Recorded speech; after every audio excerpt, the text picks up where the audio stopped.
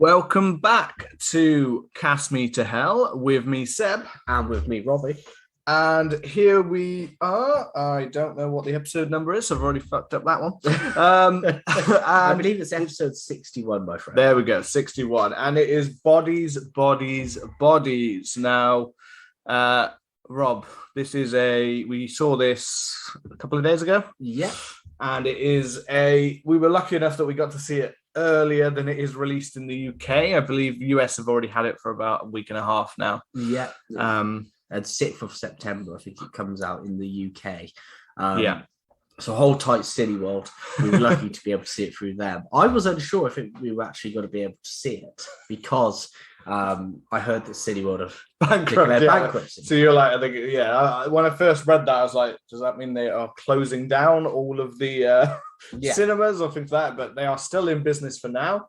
If not, it's going to be a real pain in the ass if they do start closing them, because we literally only have Cineworlds in Gloucester and Cheltenham. Yeah, we got a view in Stroud. There's a view in Stroud, yeah, and there's ones around, and Bristol's not that far away, but it's still not local to us. No. So it'll make us less likely to actually make it over to the cinema, which is shit because and Cineworld's kind of the UK's biggest one, really. Yeah, and it also gives probably better deals than any of the other cinemas. Maybe that's why they're bankrupt. I don't know. But yeah, so we've had to deal with that little thing. And but no, we got to see a Cineworld Unlimited screening of Bodies, Bodies, Bodies. So it was nice that we got a little preview of that. Yeah. So as always, we're going to start off spoiler free, just to kind of talk at our initial thoughts on the film. And then, we give a good countdown when we get stuck into kind of the key scenes and what stuck out for us. As always, thank you for checking out the show. August has been a very good month for us, listens-wise, so thank you to everybody new and old. As always, if you could hit the subscribe button, you get it. You get the latest episodes fresh out of the oven, as they say. And if you could leave us a lovely review to help our growth, that would be great. So, bodies, bodies, bodies.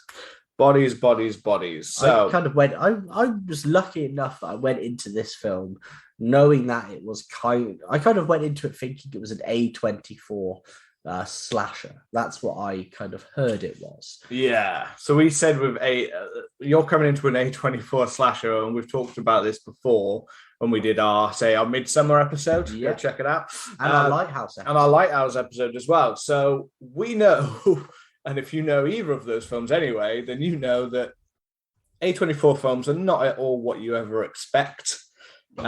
Normally they almost feel a little bit like they're trying to be like highbrow horror. You know what I mean? Yeah. Like they're trying to be more like, we're not just a normal horror film, we are socially conscious, or we are trying to be art house, or we're trying to be, I can't remember what the phrase they used for it. Well, I hate to use it, but elevated horror. There you go. That's A24 is probably the pinnacle right now of what people would call elevated horror.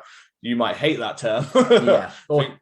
Rob's mouth, he had to just wash his mouth out with a delicious coffee in order to go, I'd have to call it elevated horror. Yeah. But yeah, it's weird. It seems like elevated horror gets singled out for basically any time a horror film tries to be a little bit different, or maybe tries to be, like I said, like a little bit more, I don't know, more highbrow, it almost feels like a horror film that's trying to get awards attention, like that kind of thing. But that doesn't mean that it's a bad. No, of course not. I think it's almost like it's horror that is taking itself very seriously. You know, horror has kind of loads of kind of genres, but a lot of the times, you'll have cliches within horror. That's kind of, I think that's the backbone with kind of every film and every kind of story, is that there is predictability, and there is cliches. If you look at Westerns, you have like a lone gunman coming into town. Yeah. You have like, a corrupt sheriff. You have all of these kind of ones. And then if you look at horror, you have, final girls and killers who would, maybe superhuman or superhuman killers, or you have, elements of cliches. And I think what A24 try and often do is it's either subversion of that. They either take something and then try and subvert it, like I think they did with Hansel and Gretel. Maybe I think that was an A24. I don't know. Yeah, they're not. So they're not just trying to go for this. They don't. You're not going to find a straightforward, say, slasher or a straightforward just supernatural horror. Yeah, there's more to it. More to it. Yeah. So we went into this kind of. That was what I knew going into this. I didn't know Pete Davidson was in it. That's the thing. It's when we were going into this literally, and you're going into this kind of film. This is why, because we knew the whole elevated horror and what A24 are like, because they haven't released many that aren't kind of. It's weird to say. It's not that it's not that I don't like them. I do, but for me, I said like the awards idea, and it is kind of a case of.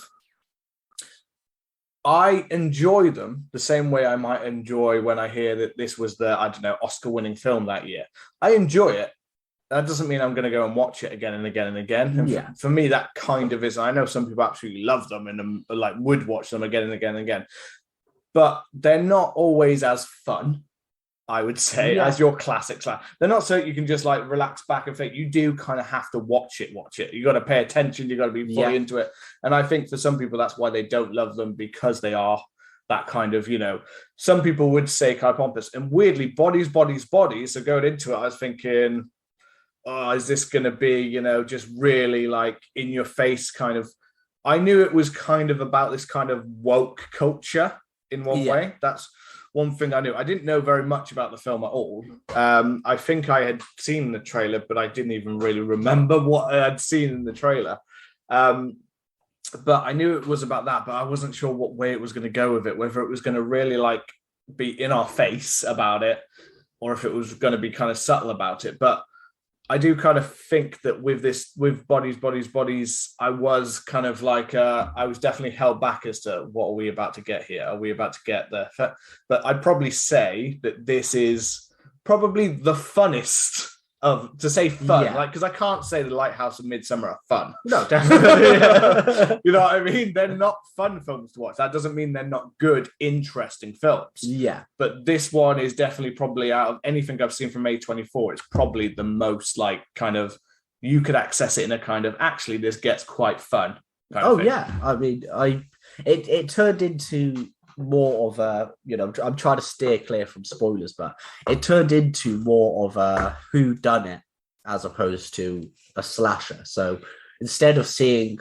lots of kills on camera, that kind of stuff, I think we only see 1 or 2 kills on camera. Rest of the kills are off screen, and kind of happen when people aren't around. So it falls a lot more in line with a kind of a whodunit, people turning up to a crime. It's somebody weird. Discovering a body and turning up. Yeah, it's weird. It kind of does feel like a bit like it's almost as it's like the most current version of like Agatha Christie. Gen Z Agatha Christie. It literally is, isn't it? It's it's full on, like, you don't always see it, but like and they're all questioning each other about, who could it be, and I think what was it? And then there was one or something like that, which is one of the classic Agatha Christie ones, which has been played up a load of time, which is the classic. They're all inside of a house and one by one people are dying and they're like, who's doing it? And things like that.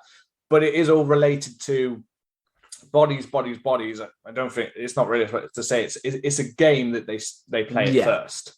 So it's like a game that they've played before called Bodies, which is kind of a, it's kind of the same thing. It's a whodunit. It's a they go around guessing and questioning. One person had like a picture or something like that, didn't they? Yeah. To like be, that is who it is, kind of like, who is it kind of thing. And they're all questioning bodies, who it is. And that kind of, before this is before any shit goes down, basically. Yeah, but, and that's kind of about the setup of the film. Yeah, but I think for me, kind of watching it's a relatively short film, isn't it? It's kind of more on the hour, like 30, hour and a half, hour 30, 38 6 minutes, but that includes credits, so it is not long. But what I noticed was it was very well paced. Oh yeah, it felt like it was a perfect kind of length of film. It wasn't that I went in there and I thought, okay, bits and pieces, it started to drag. It didn't feel over when I heard it was, an hour and a half-ish, I thought, okay, this is potentially going to be quite a film that has to move very quick and isn't going to have enough time for deliberate scenes. And sometimes you think a film that's 2.5 hours, maybe, it can be hard to justify having that runtime if scenes start to drag or plot points, there's far between them. But this film I thought was paced really well. Oh yeah, no, I would almost go as far to say that reflecting on this film, if they had tried to push it too much longer, it could have fallen apart. The idea, like the whole film, kind of potentially could have, like, because it just would have felt like too much. It's weird to say, because even then, I think like it doesn't get straight to say like the kills or anything like this in this film.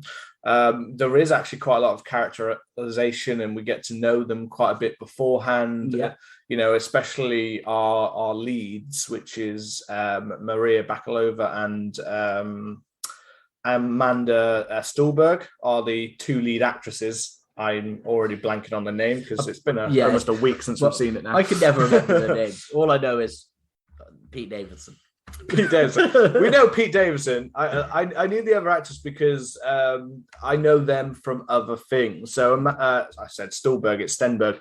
Amanda Stenberg is so she was in things like, she's been in quite a few things in the last few years, and she is known as quite a she does use those pronouns, so so I should say they there.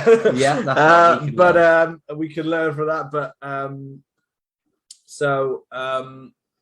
things like Hunger Games, she was little Rue in.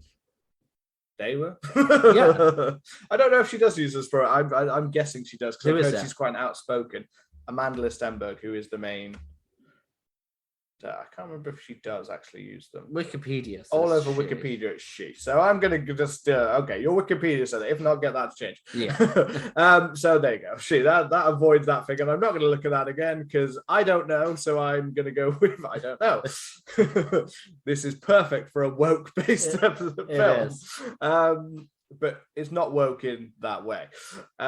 So she was like Rue in Hunger Games, and she's been in things like The Hate I Give, and she's quite an outspoken kind of actress in this kind of modern age.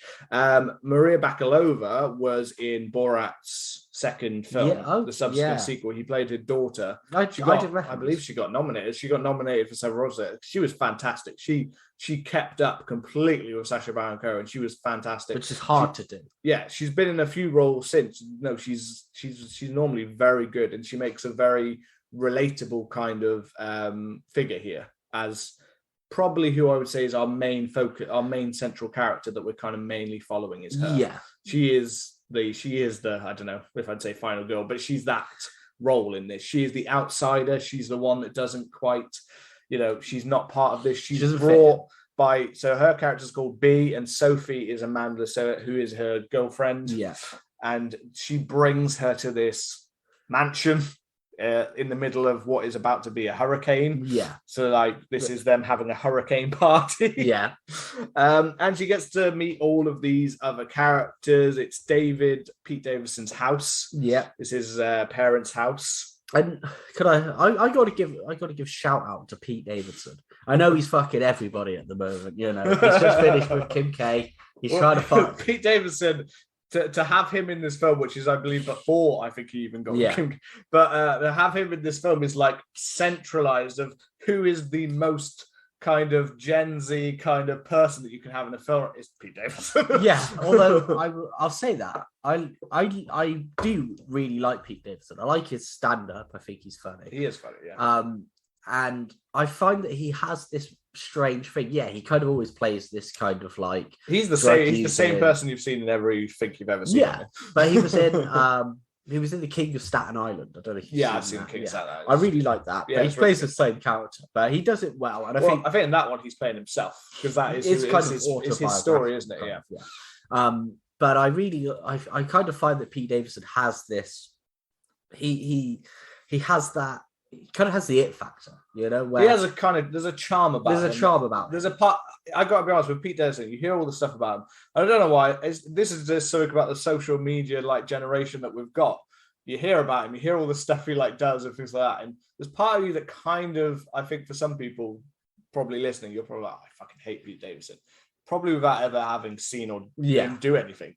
But there's a part of him that, trust me, the second you actually see him performing like in this or in King of Satellite, there's just so likable about him. Yeah, and it's so real. He's not trying to hide it. And I think to be fair, I said about the whole Gen Z thing, I think he would fucking hate the idea that he is part of that, because he's normally a quite outspoken to say like, fuck that kind of I'll do what I'm just doing what I want to do kind of thing. Yeah, I think, but like you said, I think he has that magnetism to him where I don't think he'll never be a leading man, but he could have a good career in the films by being. He definitely is. I don't think you're right. I don't think he's like quite leading man material. He hasn't got all of those sides to him, but he's one of those guys that you could probably throw into any film, and he has been recently. I got to be honest, he's been thrown into a lot of films that I've noticed recently, like a lot of comedies. He's just there. It's like, oh, and Pete Davidson, just like that, and he just is. He normally is one character that he comes on, and he's one of the funniest parts of the film. Yeah, he makes it work in this film. Man. Yeah, he's definitely probably one of my favorite characters in this film. He does every time he comes in, he almost balances out when earlier on in the film, like. It's not to say that the pace isn't on, but early on in the film, you've got some of the characterization and you're learning to get to know them. But the thing here we've got is that, and this is where it's going to be like, this film is definitely, this is where it makes that kind of thing, because there are some people who just can't even stand to hear any like of these kind of like woke kind of listen to my podcast. Yeah, I love that. You know what I mean? Like I've got a podcast about that, about being about just chilling with your best friend, about being with my really smart friend or something like that. Like which is kind of like in context is actually kind of funny, but also a bit sad, like with the character that you get to know. Yeah. Which is Rachel Sutton as Alice, who is another like. In fact, she's the one that is like. She's almost like the one that personifies a modern day, like not the Gen Z, but a modern day of like probably what most people dislike about Gen Z. Like some people dislike, but she's likable. That's the thing. Yeah, she's likable, but the stuff that comes out, but you get it because you feel that there's something kind of like, it's almost like she's so trying to find a personality that she's just taking it from anywhere. So she just does all of these things, and she's not the brightest. You kind of feel a little bit sorry for her. But the character is so funny. She's so good. Like the point where, this is late in the film, but there was a point where I can't remember exactly. I tried to explain it to Anna when I got back, but I couldn't because I couldn't remember what was being said. But it's during quite a emotionally charged speech. I think it's by Amanda Stenberg, where she says, I'm paraphrasing, but the black girl uses cocaine and all of the problems she's got a problem and she needs to go to rehab, but the white people do it and it's completely fine and nobody cares. And then Rachel Sennett's character Alice was like, well actually I'm an ally. And it was just like during this scene, which is really emotionally charged. It's so well written. Alice keeps popping up, she's popping in with little somebody else mentioned something and then she was like, also, and then Alice just says, also, whilst we're on the case, I have body dysmorphia. And they kind of looks around the room and it's and just then the other character says like, fuck off. Yeah. Like it just keeps chiming in with, because they're talking about like really serious matters. And for some reason, and it's one of those weird things though, but she just gets dismissed straight away because of what her character is like. It's not saying that she doesn't have that. It's more the joke is that we're both talking about our things that are problems, and you have to keep chiming in with things that you are. You have to keep defining yourself based on what we're doing right now. You can't not be telling us that you have something wrong with and again, that's why I'm saying like she is almost the personification of like those things that probably people dislike about it, because it's like they always have to label themselves as something, but then they're also the person who says, don't label me.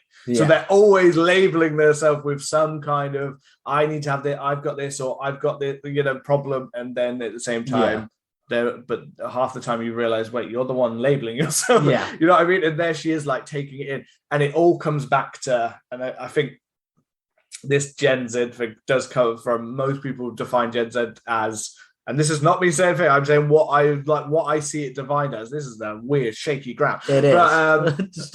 You probably do. You can stop listening. It's fine.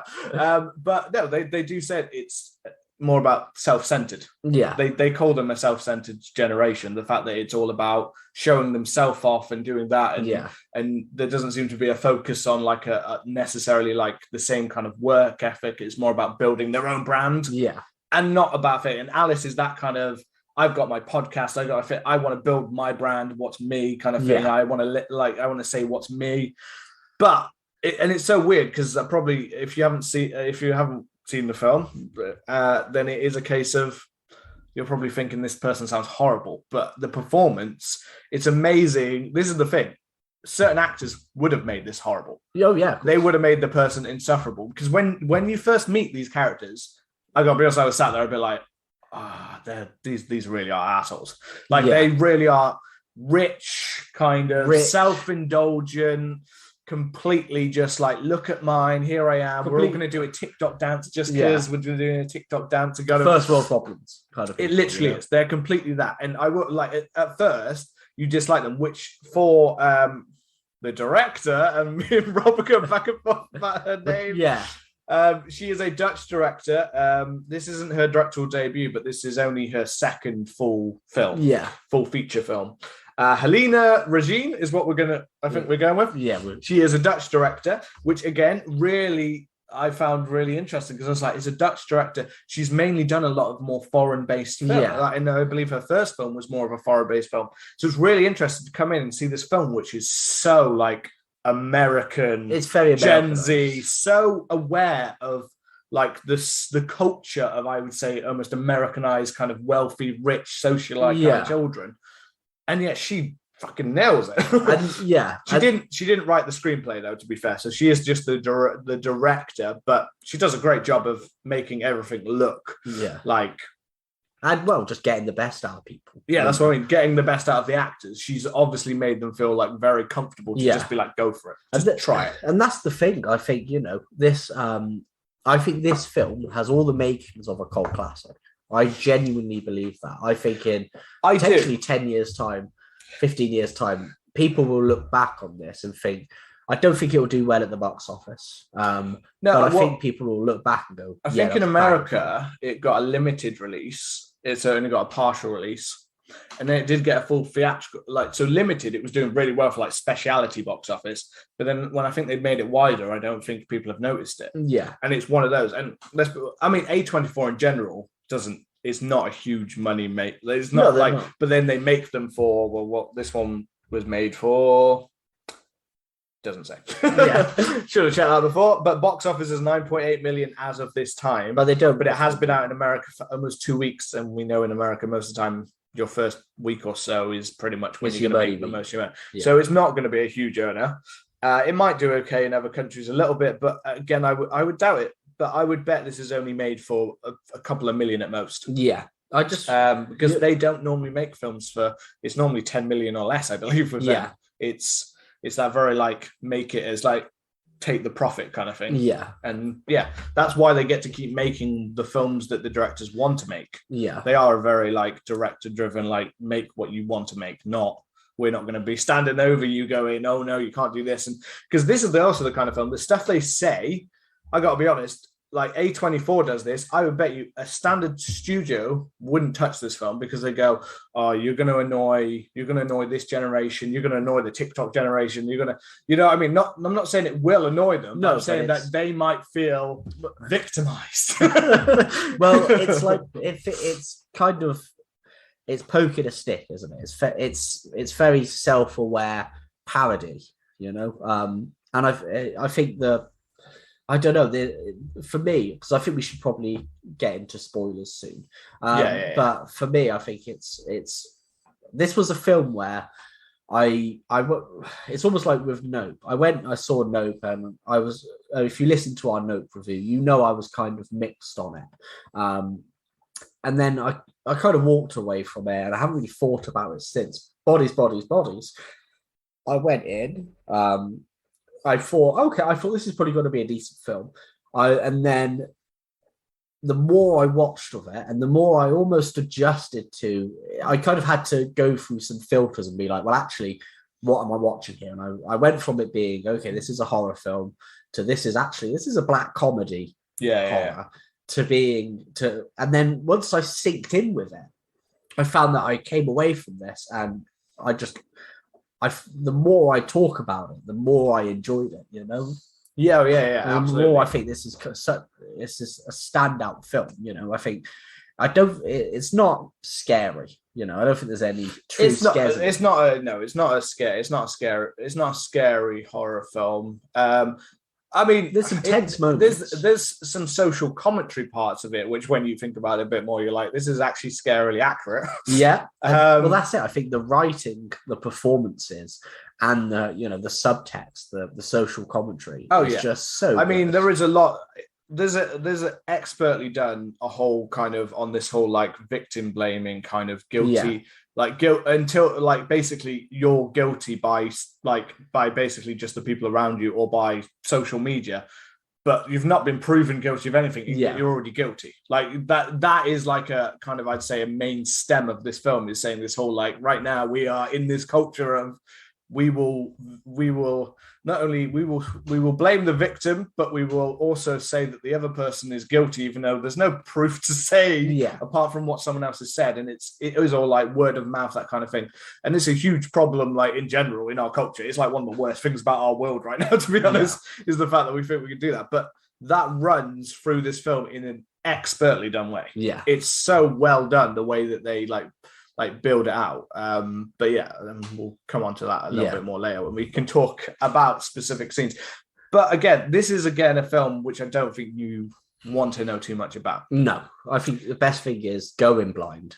Because you go through a range of emotions, like we said. Like at first I wasn't completely in the film for the first 10, 15 minutes. I was a bit like, it depends what way we're going with this kind of thing. Like this could be interesting. And even like at certain parts throughout, I was like, this isn't like a gory slasher. Like maybe at times it felt like it might be. Yeah. And then it was like, it's not that then. So what, like, and you can't quite define it, which I guess is what they were. Which is good. Don't define me. It feels for me, there was a point which we'll talk about in the spoilers where I was building up to clicking with it, and then when this point happened, I synced up, and the rest of it was incredible. You know, we'll talk about that, the spoilers free, but I would I mean, it's out in the US, so obviously if you've seen it, then stay with us as we discuss spoilers.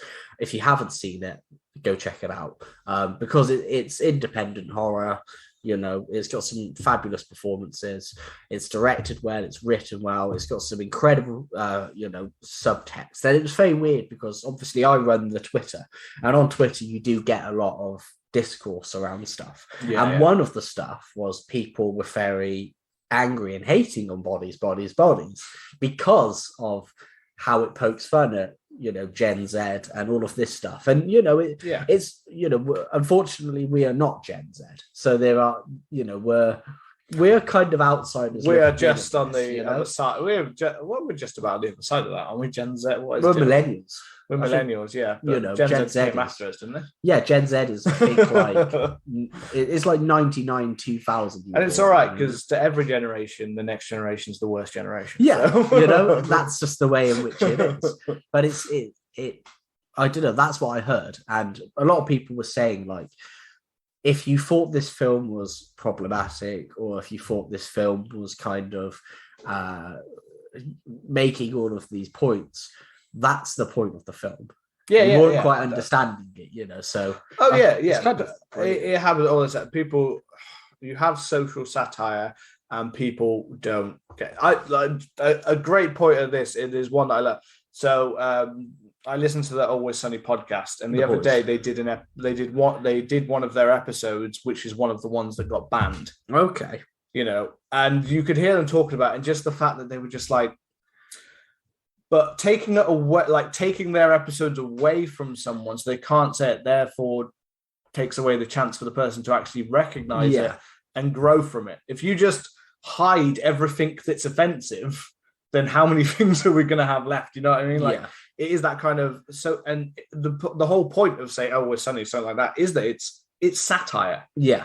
You know, they don't believe it and they don't believe that's true, but this is what people do, and they are making a humorous point of it. It's the ridiculousness of it. You know what I mean? That whole thing. It was all around, you know, they had that whole episode where they have the whole both of their lethal weapon ones have been removed. You can't see them anymore. So then they did the lethal weapon where they tried to sanitize it completely of anything that could be offensive, literally to the point where they're like, we can't even have a person as the villain because that could offend someone. Yeah. You know what I mean? And it's in the same way of like something like this, where it could be like, oh, you can't have it be a person of a certain color that might offend them. You can't have it be a white person that might offend them. You can't have it be, you know, like it's all these kind of different things that it's like, but that's the point. It's satire. And it's the same way with Gen Z. I'd say at the same time, as much as there is like poking fun, absolutely there is, and there's lots to poke fun at. I'm not worried about saying that. There's plenty of things in the generation to poke fun at, the same way there's plenty of things in millennials, and there's plenty of things with the boomers back then. That's the way it is. There's always stuff to poke fun at, and that's the point. You've got to kind of laugh at the fact that yes, some of the stuff you do is dumb shit, but we've got to understand that in that kind of way. And I think as much as you might feel that there's hate for it, I'd say that there's also a lot of love and a lot of understanding that comes from it, because the reason we end up liking characters like Alice in this film is because as much as she says stuff that are stupid and kind of dumb, and I think anyone should be able to recognize that some of the stuff she says is dumb, you know what I mean, that doesn't mean that we dislike her as a person. That just means that she's got to kind of recognize that there are things she's doing that aren't quite right. Yes. And that is what it is. That's right. This but yeah, I really enjoyed this film. It definitely is popped, as I said, it's popped into my head a few times since. So that's a good sign of one that I've definitely enjoyed a bit more, and there's a bit more to delve into. And I'd say go and check it out. I do think, like you said, this might be a cult classic. Yeah, I think some people will come back to this and be like, I never saw this, but as soon as it hits a streaming service or something, it'll probably be a case of, oh, we'll check that out. Yeah. And then suddenly there'll be a boom of, oh, has anyone seen this film? Yeah, I think so. We already did it. Yeah, we did it. We were there. We were there when it happened.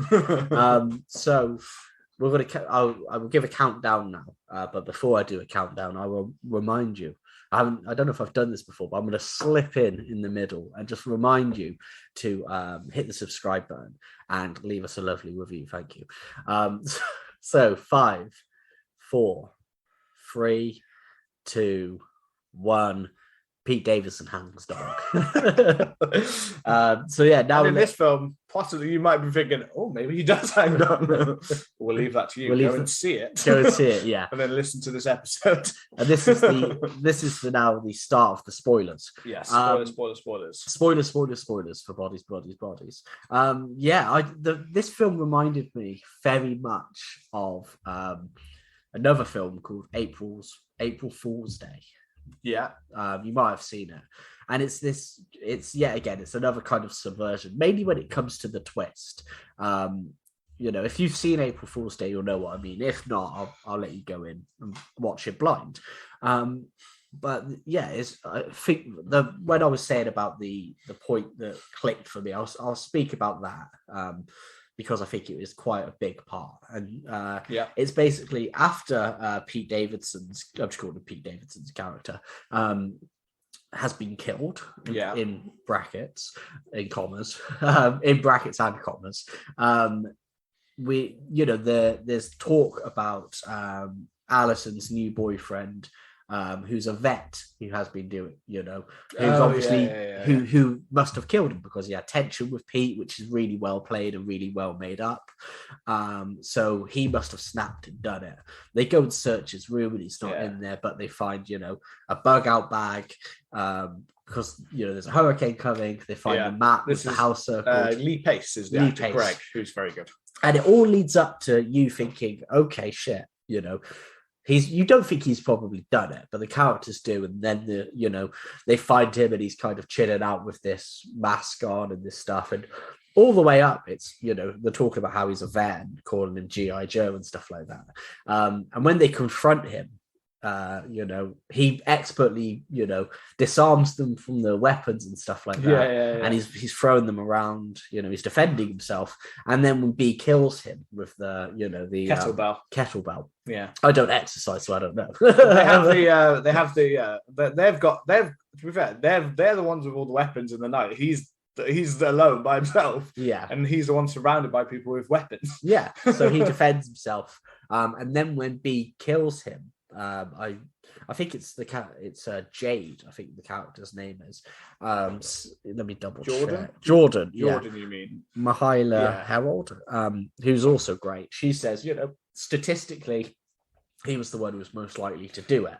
And that whole scene when they're going through, because it's not just that. It's like they're talking about like why, and they're talking about different reasons like why. It's like, why is it? Well, statistically, he's the white guy. They don't say it, but he's the white guy, so he's likely to do it. Well, he's a war vet. Yeah, they say he's a war veteran. So they stereotype them straight away to go, well, he must be the crazy one.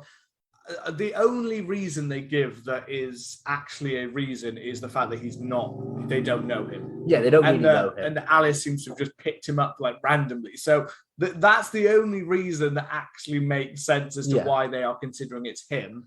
All the other reasons are just purely just stereotyping and them jumping to conclusions. Yeah, and so they're like, so statistically it was him. And then Alice is like, what do you mean statistically? He says, well, he's a white male most likely to commit murders. Yeah. And he's from an ex-military background. And she says, what do you mean ex-military? And he's like, well, you said he was a vet. And then when she said, yeah, he's a veterinarian. Oh, yeah. I mean, I think there was some chuckles in the audience. There wasn't many people watching this, but I burst out laughing.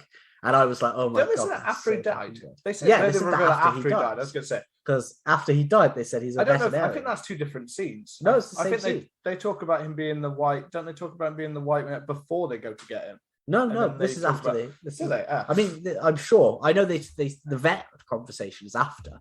And I just burst out laughing. And that was the point where I was like, okay, I know what kind of film this is now. Yeah. It was up until that point. It's definitely 100%. It's a satire of horror films and a satire of like current generation of things that we have. Like this, again, not just Gen Z, by the way, it's many other generations. Yeah. There are just as many millennials or even older that are doing the exact same stuff as each other. But just to jump all the way back to the start, I think I had to mention that because I think I mentioned it before, but one thing I did really like about the film is when you get a film like this, or a slasher or a whodunit, and it already has established friend groups. We get that. I love how the tension is already kind of there. We have this.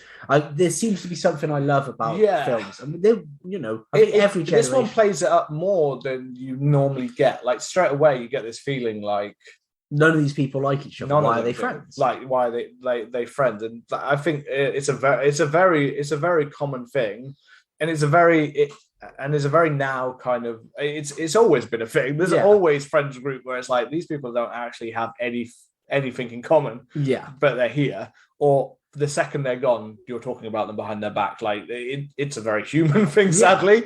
But it's also you see a lot now where it's almost like friends are there just to have an Instagram photo together. Yeah, and be like, we're this big friends group. Then the second the camera goes away, it's like, right, I'm just going to go talk to the only person I actually like here. Yeah, but it is like I love the set. I like that setup in films. I think if you've got to have a whodunit, you need to have underlying tension, and everyone has a conflict here, and that's what I love. There's no one who you're not like, well, they could be because of this person, and they could be because of that person. And it's not just one-way conflicts. There's multiple. So Pete Davidson, for instance, there's under it does come to a head at one scene, but there's undercurrent of tension with his girlfriend Emma. And then there's also tension with Lee Pace's Greg, and then there's tension between David and the main character Sophie. Yeah, because they haven't seen each other so long, and nobody expected Sophie to come. And there's all this stuff about like, you didn't mention in the group chat and stuff like that. And I think everyone's got a problem with Jordan.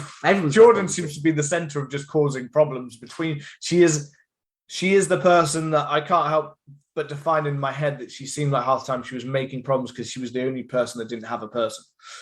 You know what I mean? She seemed like the very jealous of everyone else. But then we do learn later on that actually Jordan, Sophie, there's more reason for her to be so negative towards.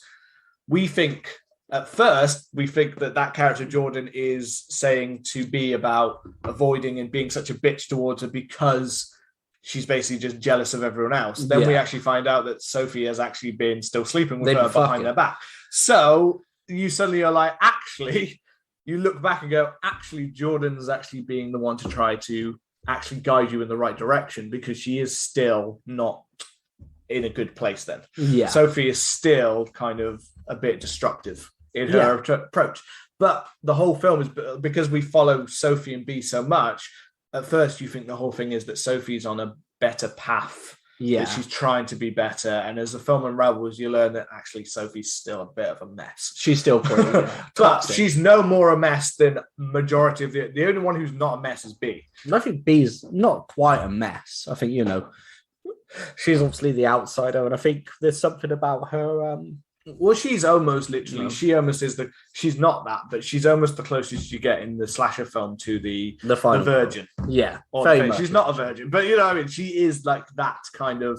She's the innocent one. She's the thing, which again though is good because you've got to have that character because it makes you question that character because you've been following that the whole time. I think there's always a point in your head when you go, maybe the twist is that we've been mainly following the person who's like. Because I got it in my head straight with this film. It went to with B. I think she was the only one I questioned at one point purely because that changed my mind of what this was. Because I said to you when we were leaving, I worked out the twist. I didn't. I worked out the twist from the Pete Davidson scene. I worked out what the twist was going to be, and I was in because it's a brilliant twist. But I was like in with it. But that doesn't mean there weren't certain points when I questioned my own idea. Like I was pretty convinced of what this film was when I was like, once that happened. I don't know why. It was just something in my head. There was a setup that did it, and we'll talk about that when we talk about the twist. Yeah. But with B's character, like because you have this innocent character, you think, oh, could she be?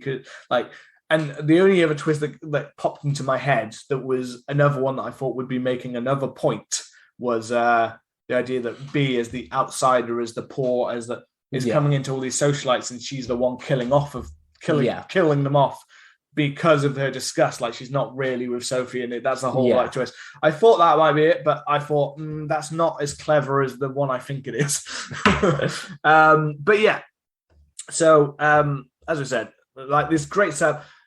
That first scene as well is there almost to make. I swear it's there to make you uncomfortable. I felt weirdly like not because of what it was, but because we're getting this big slapping of like the opening scene is Sophie and B kissing, but it goes on for quite a long time, and it's kind of like I don't know why. To me, in my head, I almost thought that this was like a message to anyone who doesn't understand the current world we live in. It's almost like a message to them to go like, if you hate this, like if you don't like this scene, if you don't like the idea of these two women kind of thing, you're already in the wrong place. Yeah. You're already, because it goes on quite a long scene. The only reason I found it uncomfortable is because of the slapping of lips and the time. I was just like, I don't know why. I don't want to watch someone this close kissing. It felt, and their kissing is, I don't know. That didn't feel like normal. It's very like tongues all over the case. Yes, it was very like that. So I was like, I thought it was more of a gross that way. I was like, good. We know what these characters are straight away. You've made that clear. But I thought that scene was a setup, and it would come back to it later that they were both in it together or something like that. Oh, okay. It kind of set it up a little bit because they kind of, they led down. They said they love. Sophie said she loved B, and then it kind of ended, and the next shot was them in the car going there, I think. So I thought they were going to be like talking about how they don't like each other. I guess there's the angle that it could have been this whole like as if like B was the one Sophie is still this manipulator that they say she is, and B's almost been dragged along for this kind of revenge kind of thing, and Sophie's there because there is a long stem that would make you think maybe Sophie's there and Sophie's doing it and she's there for revenge against all of the shit that that they did to her at first, because that's the perspective you get at first, is that it's all her shit. Like they've all done shit to her, but she's perfect. Like she's been perfect since she's got better. Yeah, which is not true. No. Yeah. So I mean, there's a lot of like meeting them and them doing drugs and stuff like that, but there's not a lot like.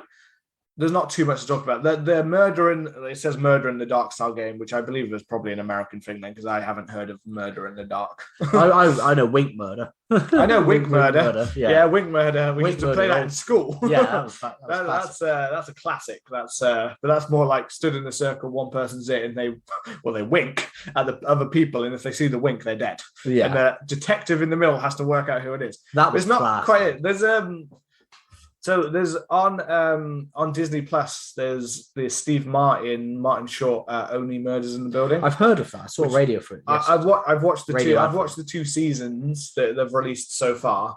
It's very good. It's very fun. It's very enjoyable, kind of like whodunit kind of stuff. Steve Martin, yeah. In one of the episodes, they do something called Summer of Sam, obviously based on the Summer of Sam murders. Okay. Because of the era that they grew up in was during Summer of Sam, the Martin short and things like that. Yeah. And it's very similar to this Bodies game. He's given the card to one person who's the murderer, and he has to be the one to understand. And there's a whole episode that uses it as like a narrative structure with this whole, I know who's the blonde woman that Sam would have killed, and you're the killer themselves. And Bodies is a very similar thing. They hand out the cards to each person. They say that it always causes problems because this is a game that makes you have to hone in on the problems you have with people. Yeah. Like it's almost like a way to start talking about, well, you're the kind of person that does this and you're the kind of person that does that. It's a bad game for a group this unstable. Yeah, definitely. They say before they even start playing, they say it always leads to fights. Yeah, they say Emma always cries.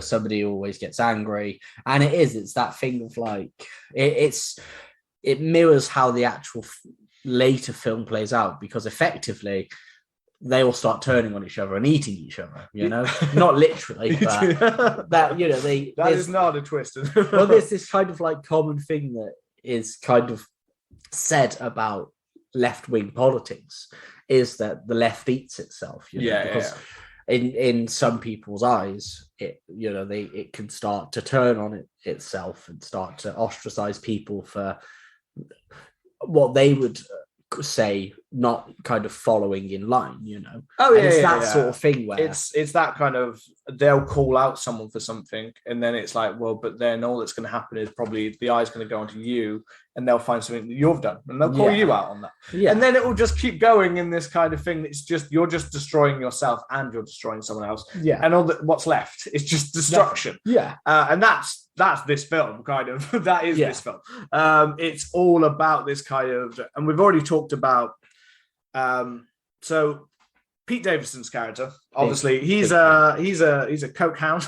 He's like a party boy. He literally defined, and this is Pete Davidson's character is basically probably what people would think of as Pete Davidson. They probably think of him as some like drugged up, and his only time he defines himself is, I'm a guy that can fuck. Like that's what I want to be, a guy that can fuck. That's what he's like. That's literally his word. Like he says, "I'm a guy that can fuck," and that's what I want to put out into the world. I'm a guy that can fuck. I don't know why. I feel like that is a completely different. I wouldn't even be surprised if that, because I feel like some of his lines felt very kind of improv, and I wouldn't be surprised. And in general, I wouldn't actually be surprised if some of the other characters in this, because Alice's ones, the way they come out, just seems so like in the moment, as if like the other actors are kind of like, when you see it in the scene, it's almost as if they're like, okay. So I wouldn't be surprised if this approach came with it, because a lot of it just seems to come so naturally. It does. It's either fantastic, but the actors are doing a fantastic job, and then they're doing it so naturally that it feels like it. But there are certain scenes, I think, when you watch comedies and stuff, you're like, that scene was so like quick. I wonder if that, and normally when you look up, it's like, that was an improvised scene. That came out of nowhere. And a lot of the scenes in this feel like that. But yeah, I mean, that scene's great when they're getting back together with Sophie, they're meant to be the best friends. They're meant to be best friends. They're meant to be like lifelong friends and things like that. But when they get together, it pretty much turns, it's a bit of a, apart from a little bit about what happened to her, I mean, he's very just surface level. Like he doesn't delve much into it. He's pretty much just kind of, I'd say, glossing over some of the bigger stuff that she's trying to say to him, and he's just kind of like, and this is like him as a character. I guess I wouldn't say there's much depth to his character, but that doesn't mean he's not likable in a kind of odd way. He's the funny kind of character, and he's the first one to die. Which I wasn't surprised by. I was sat there thinking Pete Davidson would be the first one to die. I don't know why. I don't know if it's just because he's probably the more noticeable name in this film. Well, I mean, Lee Pace has actually been in more than Pete Davidson. He's, as an actor, he's a much like more established in a way actor. But Pete Davidson, I don't know why, in this film, it just felt like Pete Davidson's the one that's going to go. It's because he has the classic thing in the classic, again, going to tropes and cliches. In a whodunit, you always have an instigator, So we have the body scene, and then they try to guess who it was. And Pete Davidson is then the instigator. He riles him up. He riles up Lee Pace's Greg, who at the time we think is a military vet. And we think that's not a good idea. He's probably got to kill you. Or you're going to trigger something. So he instigates him, causing him to leave.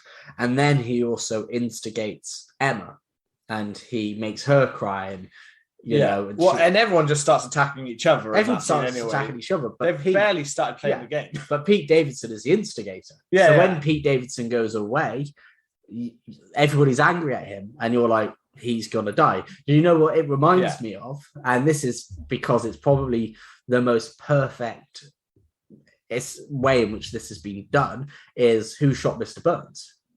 You know, before Mr. Burns dies, he has a whole episode where he's instigating things with people. And then, so you're thinking everybody has, I was going to say a valid reason to kill him, but it's not valid. But in their mind, everybody has a justified reason to want Pete Davidson dead at that moment. Which then starts the intrigue of if somebody could kill him now and then take advantage of it because everybody's got a motive. And it's that it is perfect setup that Who Done It needs, and I think it does it so well. It's very well done. To be fair, I said that I think Pete Davidson's first died, but they leave a lot of clues actually that Greg will be the first one to die. He's the one that goes off by himself. He's the first one to die in the game. So you almost start to question, is the game going to follow who's dying? Well, they discuss that, don't they? They do. They discuss who it is.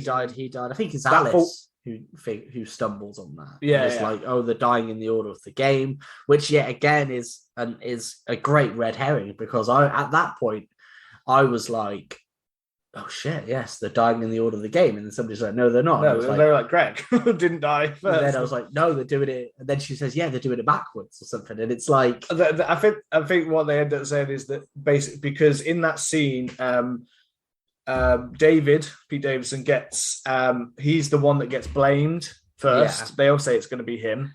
Then he puts it onto Emma. And then Emma, I think, puts it onto Sophie. Is it Sophie, I think? Anyway, there were three main ones that are getting the blame. I think, or maybe it was Jordan. I can't remember. They're jumping back and forth. Like, it doesn't seem like much of a game, because all that happens is basically Greg dies when they do the whole lights out, and then Greg's dead, and then after that, it basically just turns into all we've had is one death, and they're already just straight away just blaming each other so much that the game doesn't go anywhere else. You're like, are you going to keep, like, I would remember being sat there going like, this isn't much of a game. Like, literally one person's died, and now we've spent about 15 minutes talking about who it could be off of just one murder. And it's like, surely a lot more has to happen before we get to this kind of victims and murderer and the blaming system. But they jump straight to it, which just shows how hostile a group that they are. So it's really interesting, that whole that whole part of the way that they're kind of already, we know exactly what this is going to be, and it doesn't take long before they're all just dispersed. They're all just, I don't mean in a death way, I mean like David goes off, Greg's already gone to bed because he's just like, I'm dead, I'm not really part of this now, am I? and then the girls are just left to kind of hang out, but they start continuing to go at each other and until we all spread out a bit. Yeah. And therefore, that's when we get kind of follow B around kind of through the house, and we get let's just jump to Pete Davidson. Mr. Pete Davidson. He'd come to the window. This is when you're expecting, because the first one, the lights went out and it set up the game. The second one, when the lights go out and they're doing this, because they are trying to continue the game. Yeah. But they've dispersed, but they're trying to continue. So they're going around in the dark. And this is when we get B go into kind of, I don't know, what you call like the outdoor conservatory kind of, I don't know. And that's when you see Pete Davidson come to the window with blood against his throat, and there is a split second when they're like, is he messing about? Is he actually done, or is he like, is this him playing up kind of thing? And and then we get like be the first one, and then obviously you are kind of looking at who's the first people to arrive here, and and they're all like out there in the rain, and he's dying, and they're trying to do what can we do to save him, and they have to go out to the car, but as we noticed earlier, B had left the light on in the car, so it's dead, and we've got all of this kind of set up, like the window was slightly down, so that comes into play when they have like later on with B when she's trying to get back in and she can pull it down. They've left lots of little clues of like where things are going to go in the early scenes. The light, the window, the sword outside. There are lots of these little things that have been left to like I remember noticing going, so that's going to come into play. That's going to come into play. It's nice to have that because it's nice little like red herrings or clues to kind of be for you to be part of it, to try and work it out. So this is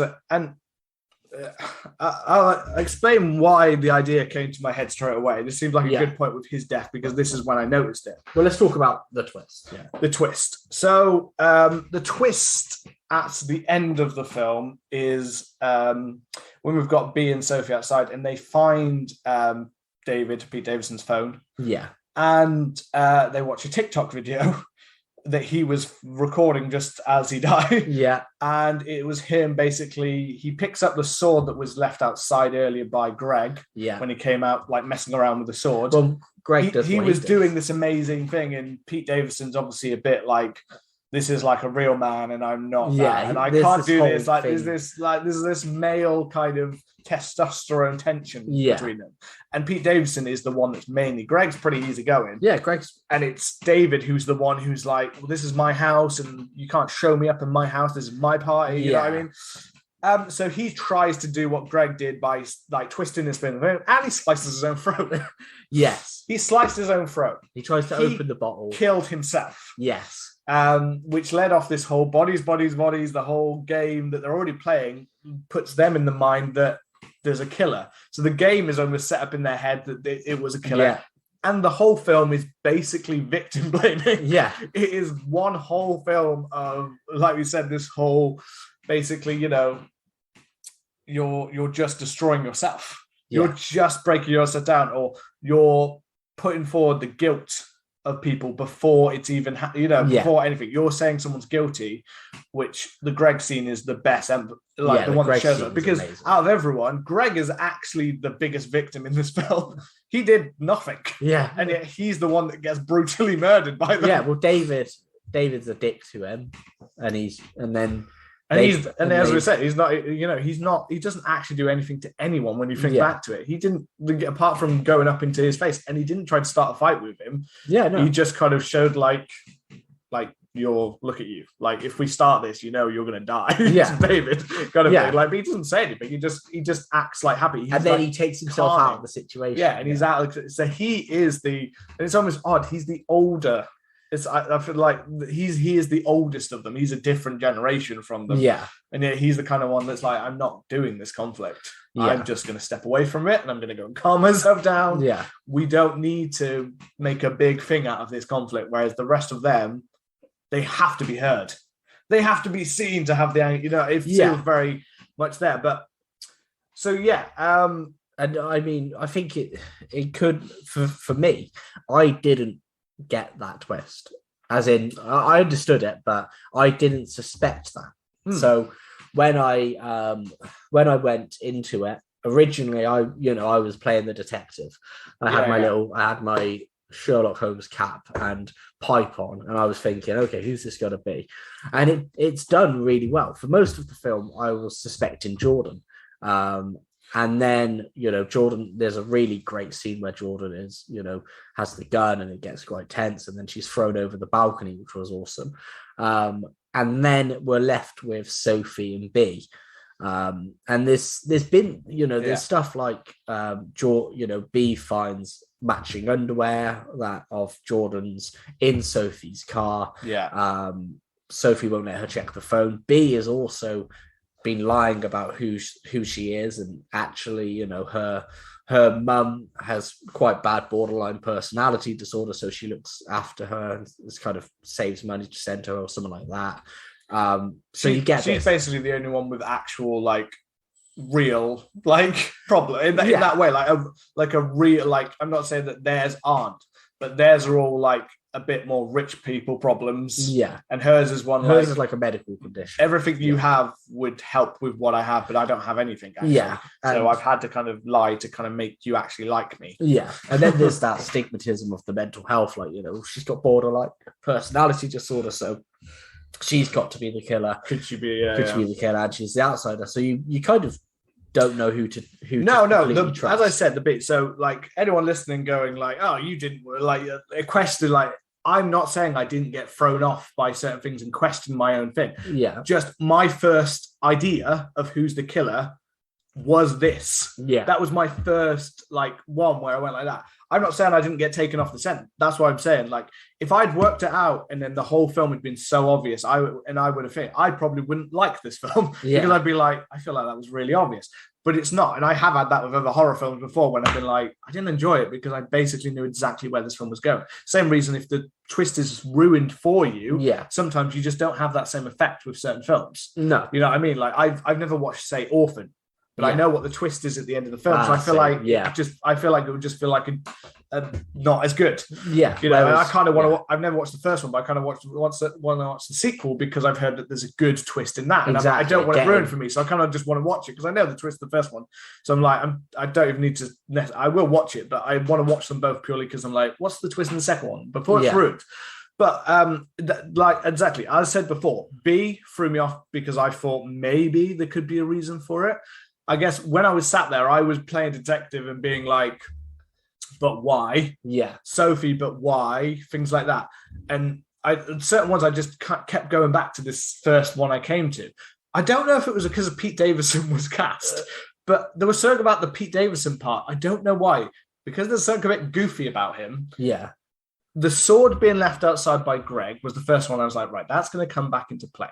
Then he went outside, and because I noticed the position of where it was, I noticed I was he'd been out by the pool and there was a sword by the pool, and then I remembered the whole thing that Thing had done earlier, and I don't know why, maybe it was something about the goofiness of it. The reason it came to my head, I was I could see Pete Davidson killing himself. It literally, I think Pete Davidson as that role is the reason that it popped into my head to go, what if they're all just blaming each other? And then suddenly, as soon as that came to my head, I started I was sat there watching the film, but still thinking about it, going, this would make total sense for the generation that they're kind of going into, and the current state of all of social media and the way that people get blamed guilty before they're even been judged for anything.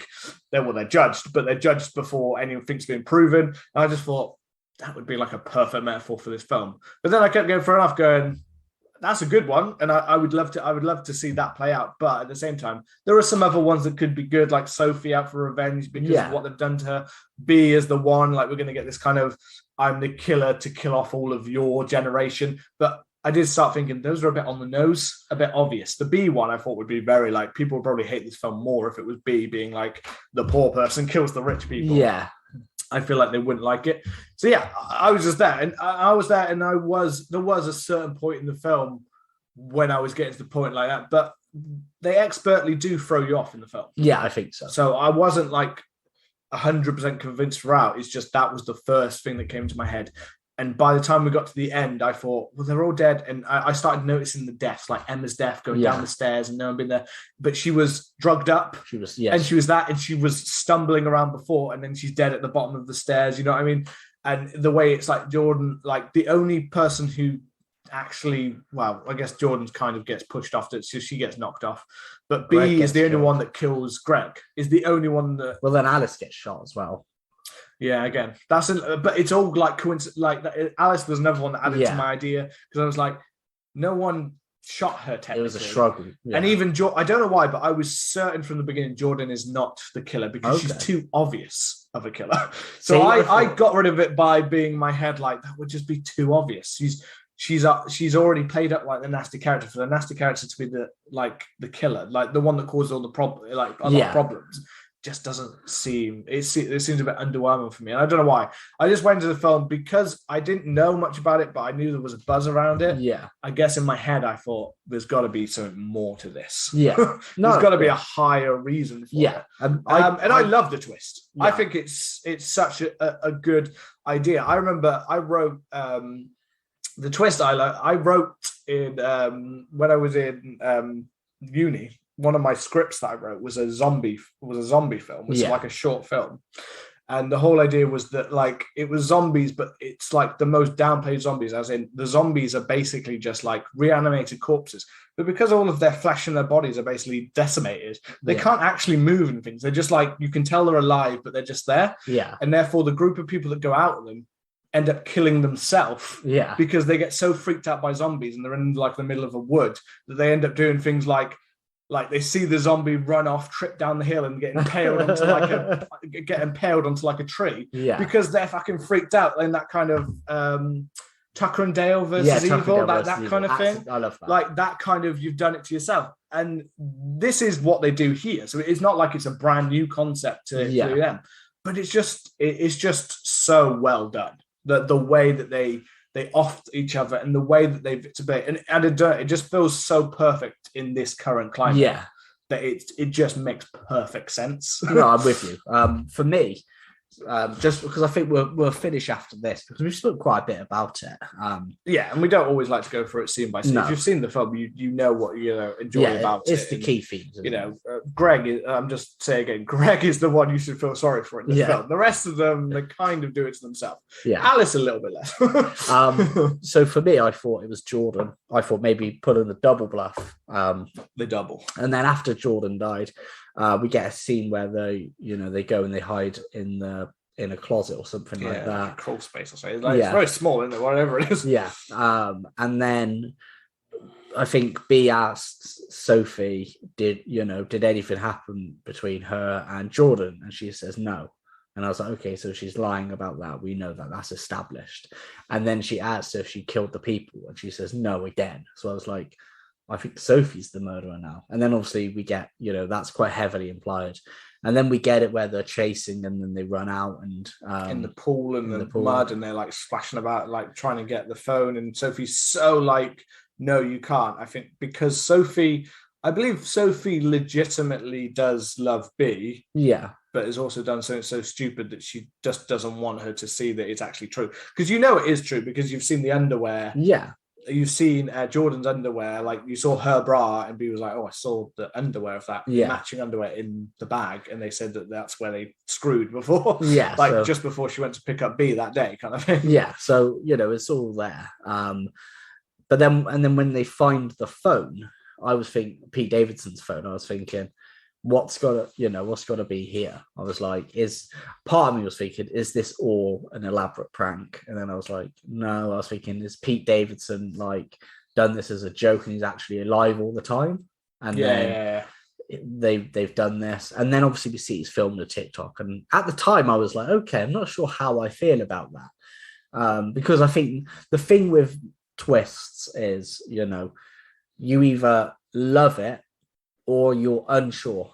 Yeah. It's very rare that you get a twist and you go, oh, that's shit. Often you go, yeah, that was fucking class. Or you walk away unsure, and then you decide. You decide later like, did you enjoy that? And not? You'll come to like that kind of conclusion. Yeah.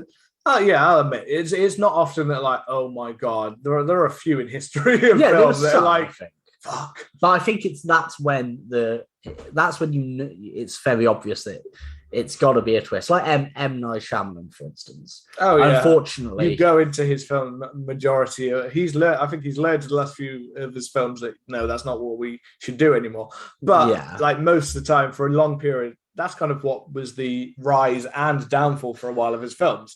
Everyone went in with a twist, and therefore all you do the whole time is sit there going, What's the twist? What's the twist? And then sometimes as they went on, you probably start to come up with better twists than actually he had come up with. Like the plants did it. And that's that's the thing, is like when you expect a twist, it's kind of like, oh fucking hell. Actually, interesting on that point is it's even worse when it's a twist that they're trying to say. And I think what actually makes this better is I feel like it's a pretty good spot on social commentary here with this twist, when you really think about it and think about the film and the game they were playing anyway and the way they are before. I think everything within the characters makes sense that this group of people would be the people to do something. In one way, you might say stupid, but everything kind of falls into place in the perfect way that it still would make sense to you, because they don't see certain ones, or they're the ones that accidentally cause each other's downfall. Which, in contrast to certain when they're trying to make a point, like I just said, the plants, the trees did it. That was like M. Night Shyamalan trying to be like the environmental message. Yeah, and it's just like, fuck off. But the whole film hasn't been. The whole film hasn't. It hasn't been about that. It's just this, and suddenly you're saying this kind of but it was about the environmental impact that we as humans. So the plants are killing humans because of that, and that's why this is happening. The plants did it. It's like, now fuck off. That's some preachy bullshit. Whereas this, yes, some people will hate the idea they even thought and be like, we're trying to, you're saying Gen Z will basically just kill themselves trying to do stupid.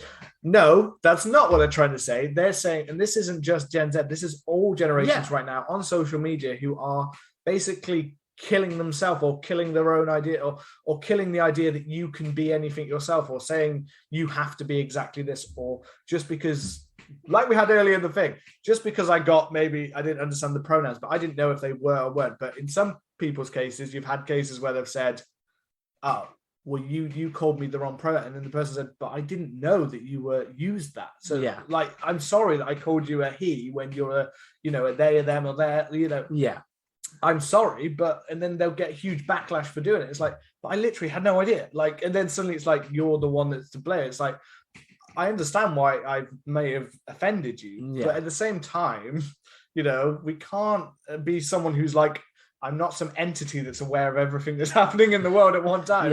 It's a tricky one.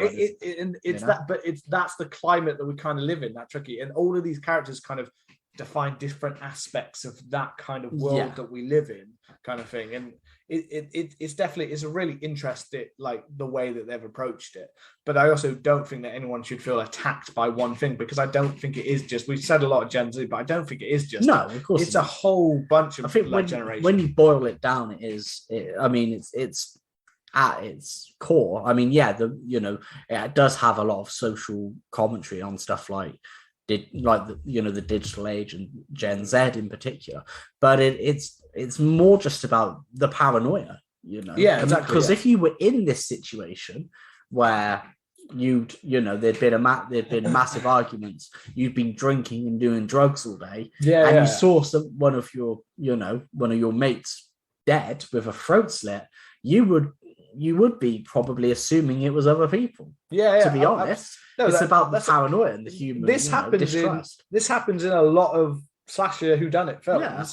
It just takes it in a different way, that there is no one at the core of it, because actually it just is. But they do the exact same thing that anyone else does in any slasher film. They just do it in a slightly way that there are scenes when they don't quite think it through and take the time to look at it. They just go straight to blame it. And they go from one person to that, and they don't seem to understand. And again, that is where the social commentary comes in again, is the fact that at no point do they seem to take a second to go, right, we blame that person and we were wrong. People are still dying. We blame that person and we're wrong. But there's that little bit of like, I can't be wrong, and I'm going to keep on blaming until we find out who to blame. And that is their downfall. And I think that somebody is to blame, when in actual fact that this was an accident. Sometimes people don't deserve blame for something that actually is out of their control. So I think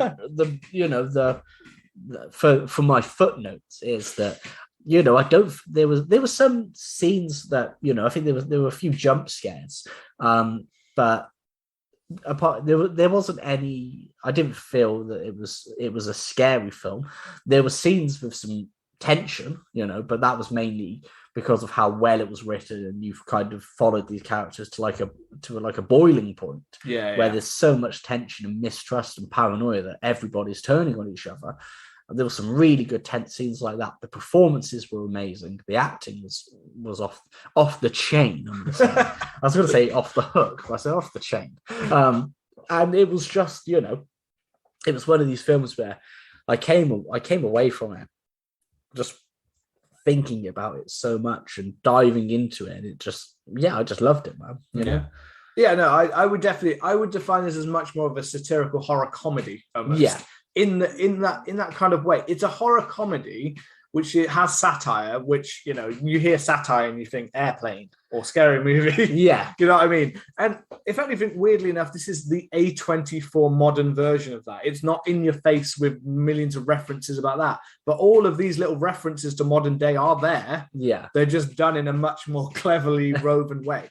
And just like any of those like horror satires that you've seen before, comedies, I can't say that they're ever necessarily funny. No, not funny. No, that's wrong. I would say scary. That's funny. I thought scary. They're not necessarily scary. And no, if you're looking for a scary horror, no, this isn't it. But that doesn't mean you should avoid it. No. If you're someone who can't deal with any kind of woke attitude or people speaking in that kind of modern kind of thing, then all right, maybe for you would find this film too grating for a large portion. Yeah. What I would say is, I felt it was a little bit to begin with, but I feel that is the point. Yeah, I think it's the point. You don't like it to begin with. You're kind of off by it. The characters are not meant to be likable. Yeah, they are meant to be like not saying completely unlikable, but they're meant to be people that you're kind of a bit like. Like this is like these are some of the things I dislike a little bit. I don't like these kind of people, and they are sold as rich, kind of up their own ass. Look at me, listen to me. My voice is it. I don't care about your opinion. It's mine. Mine.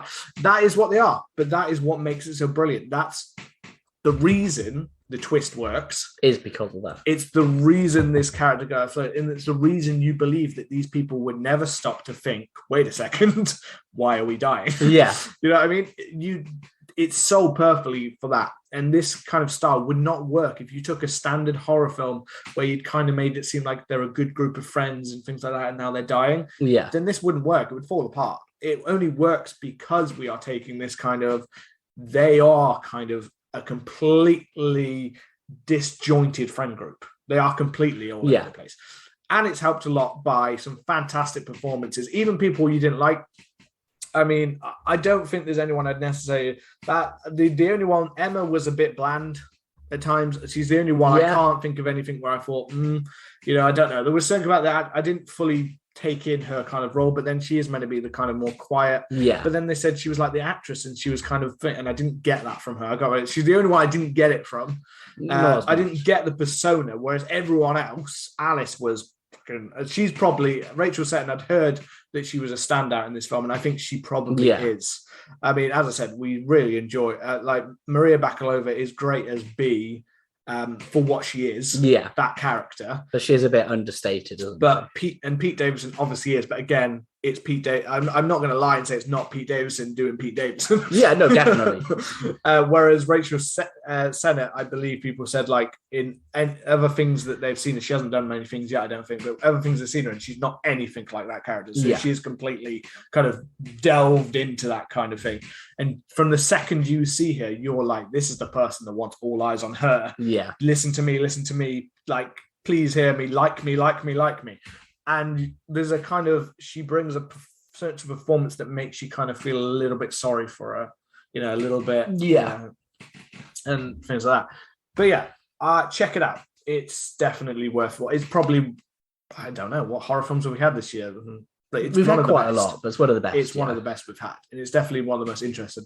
And it's probably, I love it, but this is the one out of all of the A24 ones I said, I don't really want. I would probably rewatch this one. Yeah, I think I would. Whereas some of the other ones, I'm just not that keen to. I enjoyed it. I thought it was good.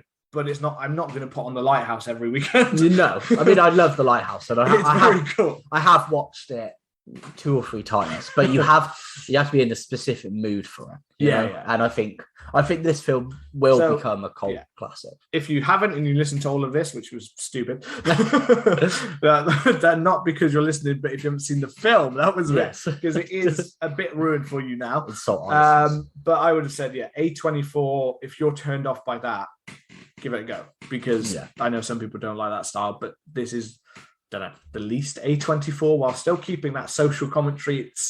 It doesn't feel, it's not like what you'd necessarily expect, which is good, because it's nice to see that there's a bit of a difference going up, because if you look at their list of films, you are getting kind of a similar kind of style that's popping up. But I know with this and Everything Everywhere All at Once, it was also a bit like wacky and crazy.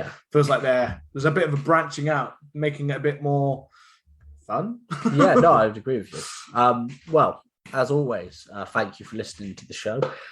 We hope that you've enjoyed the conversation around bodies. If you haven't seen the film and you've made it this far, then go and see the film. And as always, please hit the subscribe button and leave us a lovely review. And we will see you next Monday for a return to our In Memoriam feature, where we are talking about 5 of our most terrifying deaths. So as always, we will... that's right. We've got Scanners next Monday. We've got Scanners next Monday. A return to our must-see feature. And in 2 weeks, we will have In Memoriam. In 2 weeks, we've got In Memoriam. So as always, thank you for listening, and we shall see you soon. Goodbye.